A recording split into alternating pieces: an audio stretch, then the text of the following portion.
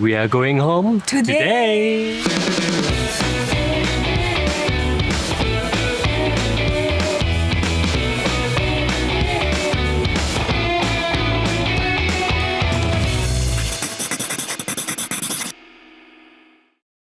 There was about a week's holiday of Chinese New Year. It's been several months that we hadn't seen our family in Malaysia, and we have been talking about meeting each other's parents for some time.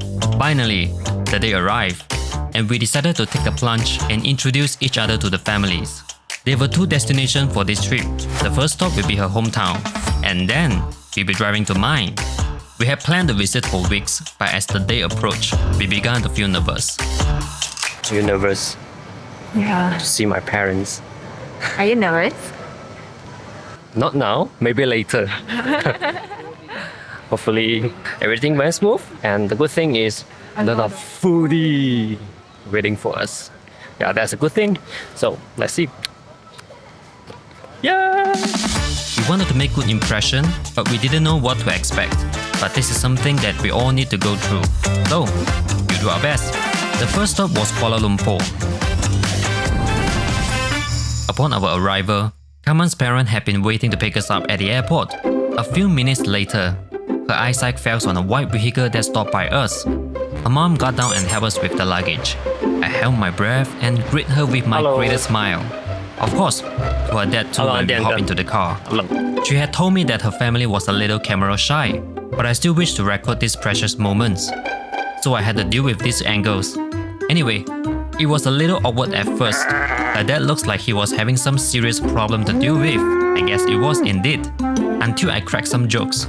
Then his face finally split into a wide smile, and that really eased my nerve. Once we settled down with our stuff, we went on to meet the next person on our list, which is my brother that living in the same town. In fact, Carmen wanted to meet them more because I have a lovely 2-year-old niece, Cici.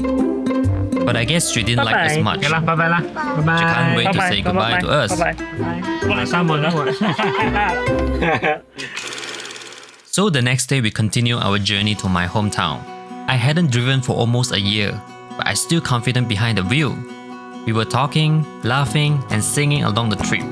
The journey lasted for 2 hours, but it didn't seem that long.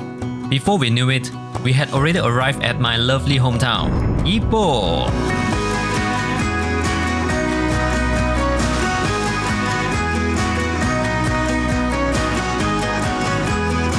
So that's my home. My family is expecting our arrival. And that's my mom. 恭喜發財！不要緊張，不要緊張。這咁緊張，不要緊張啲啦，發財，見到嗎？因為在里面看得出來的。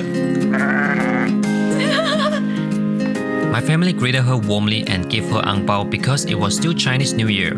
Surprisingly, they got along pretty well. Looking at my mom's expression, it shows her approval of Carmen as future daughter-in-law. After we settled down, we went to pick up my niece and had dinner with my relatives. It was a delightful dinner, as it marked Carmen's first time meeting my families and relatives. And it was apparent that my loved ones had taken a liking to her. Now that we have met our families and friends, we can both relax. It's time for some good food in the foodie city. The name Ipoh originated from a local tree called Pohon Ipoh, now more commonly known as Pokok Ipoh in Malay. This particular plant is known for its poisonous tree sap, which is used by the Orang Asli, the natives, in their blow darts. Ipoh was once a thriving mining town, rich in tin, and is now one of Malaysia's largest cities. First up is Siu Lam Yeung on Jalan Chiu Sin On. This place is one of our gang's all-time favorites. We used to hit it up for breakfast every morning before school. Look, that's me. My top pick is the shredded chicken noodles or gai si ho fan. This dish has been on the menu for decades, so they must have a secret recipe for the flavorful broth. The soup is loaded with plum and juicy bean sprouts, shredded chicken, and it's so good that I always go for a second. Next up, we have prawn noodles. This dish is a crowd pleaser for its bold flavorful broth made from boiling pork bones, prawn heads, and many other good stuff simmer for hours. The juicy prawns and textured noodles are just perfect. If soup isn't your thing, no worries. The chao kway teow is one of the beloved street foods. The noodles are stir-fried over high heat with fresh clams, bean sprouts, eggs, and Chinese sausage. It has smoky, char flavor, and the thin slice of Chinese sausage add a nice touch of sweetness to the dish. It's a must-try local dish. If you are looking for something light, how about a breakfast set? Toasted sliced bread with butter and kaya. The thin toast is super crispy like chips, and the kaya is sweet and coconutty, which goes perfectly with the creamy butter. We usually pair it with farm fresh eggs, which are way better than the ones from the supermarket. These eggs are fresh and creamy, with a subtle richness that comes from the yolk. Dip the toast and eggs together, and you will give it 2 thumbs up. Let's check out my all-time favorite spot since my student days. The Big Tree Road. It's located on Jalan King near Ipoh's Old Town, and it's called that because it's under the big tree. They've got a ton of freshly made fried food that will make you want to indulge yourself and forget about your diet for a bit. Everyone here mostly goes after their yong tau hu, which is minced fish stuffed into various veggies and bean curd. And let me tell you, you should definitely try their laksa. It's a tangy, spicy, and a sour dish with spicy fish broth and topped with shredded veggies. The best way to enjoy the fried food is to dip it in the chili sauce. And don't forget to pair it with the sour laksa. They are a match made in heaven. If you are sweating from hot food and weather in Ipoh, go down with their ice red bean blend or fruit smoothie. It can get pretty crowded with tourists and locals during peak hours, but it's worth it for the authentic Ipoh local food at affordable price. Eating under a big tree with the locals adds to the whole experience. As Ipoh is the birthplace of Ipoh white coffee, you have to try a cup of comforting aromatic beverage while you are here. It's made with only margarine and without any sugar, which gives it a lighter color when roasted. And that's how it got its name. We stumbled upon this new place called Kinlong Cafe, nestled in a valley surrounded by the beauty of the cave and limestone. It was pretty packed when we got there.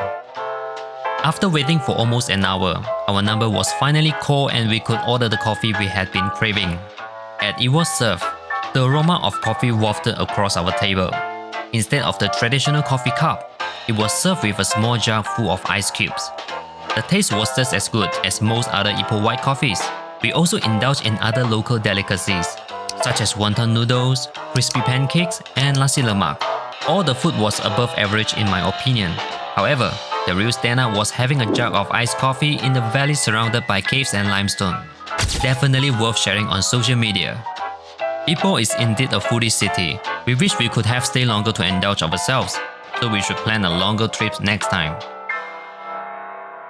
The trip seemed to go by in a flash. Saying goodbye to my family and hometown is always tough. They are familiar and lovely. On the way back, I couldn't help but reflect on the trip. It had been a whirlwind of emotions. They were happy, acting like a kids again, something we hadn't done in a long time. My mum got sick the next day from the hot weather and her high blood pressure, reminding me of their aging bodies and how time is fleeting.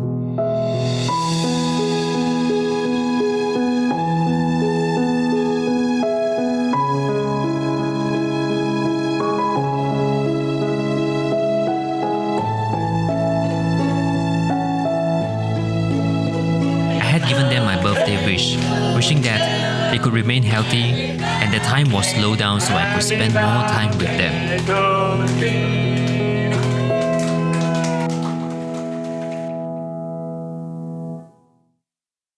It was a meaningful trip. Seeing Carmen getting along so well with my family made me proud and happy. It was a significant step forward in our relationship, and it brought us even closer together. We are grateful that everything went well, and we left Malaysia feeling closer than ever before. We are excited to see where our relationship will take us next. Okay guys, thank you for watching. See you in the next one. Bye!